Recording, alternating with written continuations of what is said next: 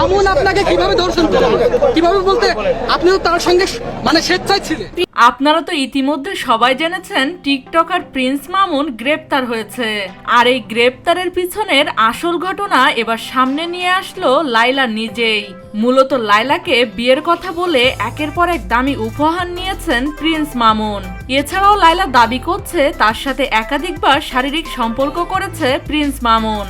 যদিও লাইলা পরে বলেছিলেন এই কেস তিনি তুলে নেবেন, কিন্তু এর মধ্যেই খবর আসলো মামুন আবারও এক প্রেমের সম্পর্কে জড়িয়েছে মধ্যবয়সী এক উকিল মহিলার সাথে।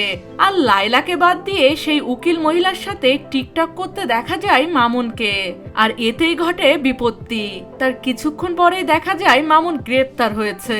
আর মামুন ও সেই উকিল মহিলার টিকটক ভিডিওটি নিজের ফেসবুক অলে শেয়ার করে লাইলা লিখেছেন, অসাধারণ।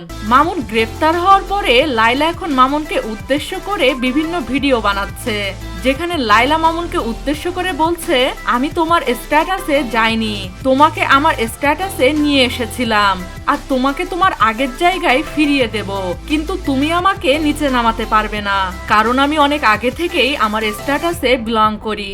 মূলত মামুন গরিব ফ্যামিলির হয় তাকে অপমান করছে লাইলা।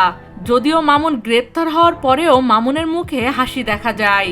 মামুন বলেন সত্যের জয় অবশ্যই হবে, কারণ আমি কাউকে বিয়ের প্রলোভন দেখিয়ে জোর করে কোনো জিনিস নেইনি বা জোর করে তার সাথে আমি কোনো কিছু করিনি। তাহলে আমার বিরুদ্ধে কেন এই অভিযোগগুলো আনলো লাইলা?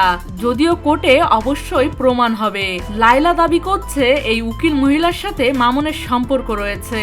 যদি এই উকিল মহিলার সাথে মামুনের সম্পর্ক আছে কিনা নিশ্চিত হওয়া যায়নি। আপনাদের কি মনে হয় লাইলা কি ঠিক কাজ করেছে মামুনকে গ্রেপ্তার করিয়ে? অবশ্যই আপনাদের মূল্যবান মতামতটি জানাবেন কমেন্ট বক্সে। ধন্যবাদ।